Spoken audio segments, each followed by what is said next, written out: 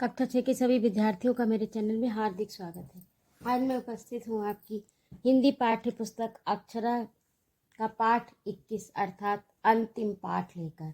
और ये एक कविता है, इसका नाम है आओ फिर से दिया जलाएं, और इसको लिखा है हमारे माननीय पूर्व प्रधानमंत्री स्वर्गीय अटल बिहारी वाजपेयी जी ने। तो आइए बिना विलंब किए प्रारंभ करते हैं। प्रस्तुत कविता में के माध्यम से कवि ने जीवन में आने वाली कठिनाइयों से निराश न होने तथा अपने लक्ष्य को प्राप्त करने के लिए निरंतर प्रयासरत रहने की प्रेरणा दी है। तो ये एक प्रेरणाप्रद कविता है। भरी दोपहरी में अंधियारा, सूरज परछाई से हारा, अंतरतम का नेह निचोड़े, बुझी हुई बाती सुलगाएं, आओ फिर से दिया जलाएं। भरी दोपहरी में अंधियारा यानी दोपहरी का अर्थ यहाँ पर युवावस्था से है। भरी दोपहरी में अंधियारा क्योंकि युवावस्था अत्यधिक शक्तिशाली और ऊर्जावान होती है। जिस प्रकार भरी दोपहरी में सूरज की ऊर्जा अत्यधिक चरम सीमा पर होती है, वैसे ही मनुष्य की युवावस्था में ऊर्जा शक्ति विशेष होती है। तो में अंधियारा, भरी दोपहरी में अंधियारा, और उस समय यदि अंधियारा हो, निराशा हो, तो यह नहीं होना चाहिए। सूरज परछाई से हारा, तो ऐसा लगता है कि सूरज परछाई से हार गया। सूरज अत्यंत यहाँ पर इसके माध्यम से समझाया गया है कि जिस प्रकार सूरज अत्यधिक ऊर्जावान, अत्यधिक प्रकाशवान दोपहरी में होता है, उसी प्रकार से युवावस्था भी अत्यधिक ऊर्जावान, अन्य अवस्थाओं की अपेक्षा युवावस्था अत्यधिक ऊर्जावान, प्रकाशवान और सब कुछ करने की क्षमता रखने वाली होती है। सूरज परछाई से आ रहा, यदि उस समय निराश हुआ जाए, विपत्तियों से घबराया जाए, तो क्या होगा? सूरज परछाई से हारा।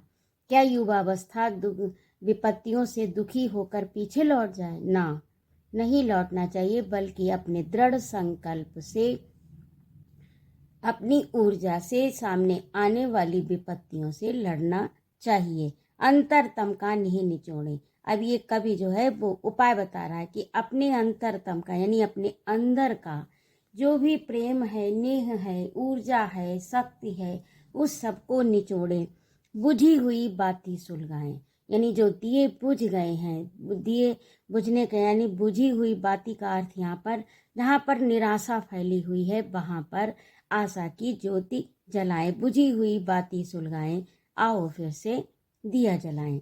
हम पड़ाव को समझे मंजिल, लक्ष्य हुआ आंखों से ओझल। यदि हम पड़ाव को, विराम को, मोड़ को, यदि जीवन में किसी प्रकार की कोई मोड़ आ जाती है और हम निराश होकर वहीं पर बैठ जाते हैं, आगे बढ़ने का प्रयास नहीं करते, कोशिशें जारी नहीं रखते, प्रयास छोड़ देते हैं, निराश हो जाते हैं, तो फिर हमारा लक्ष्य जो है वो आंखों से ओझल हो जाता है।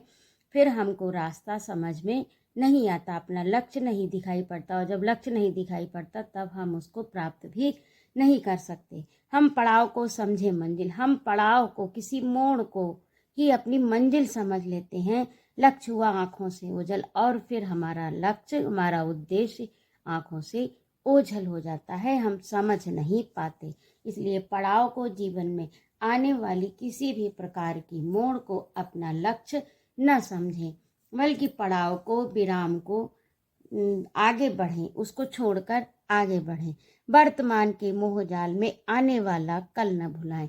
आज जो वर्तमान का है मोहजाल, इस मोहजाल के कारण आने वाला वर्तमान, आने वाला भविष्य ना भुलाएं, आने वाला कल न भुलाएं। यानी भविष्य का भी, वर्तमान में ऐसे कार्यों को करें ताकि हमारा आने वाला कल जो है वो स्वर्णिम हो, यानी हमारा भविष्य स्वर्णिम हो। किसी मोह जाल में पड़कर नहीं, बल्कि अपने विवेक से अपने लक्ष्य की प्राप्ति की ओर दृढ़ संकल्पित होकर आगे बढ़ें और अपने भविष्य को स्वर्णिम बनाएं। वर्तमान के मोह जाल में, यानी वर्तमान में जो भी परिस्थितियां हैं उनके मोह जाल में न फंसें, बल्कि वास्तविकता से, अपनी विवेक से, अपनी बुद्धि से अपने लक्ष्य को पहचानें और अपने आने वाले कल को भुलाए ना। यानी ये ध्यान रखें कि आज जो भी हम कार्य कर रहे हैं इसका परिणाम भविष्य में आएगा। तो आने इसीलिए जब परिणाम भविष्य में आएगा तो परिणाम दुखद नहीं बल्कि सुखद होना चाहिए। हमारे कर्म इस तरह से होने चाहिए, हमारा वर्तमान इस तरह से होना चाहिए कि हमारा आने वाला भविष्य स्वर्णिम हो। तो वर्तमान के मोह जाल में आने वाला कल न भुलाएं, आओ फिर से दिया जलाएं। आहुति बाकी यज्ञ अधूरा, अपनों के विघ्नों ने घेरा, अंतिम जय का वज्र बनाने नभ दधीच हड्डियां गलाएं, आओ फिर से दिया जलाएं।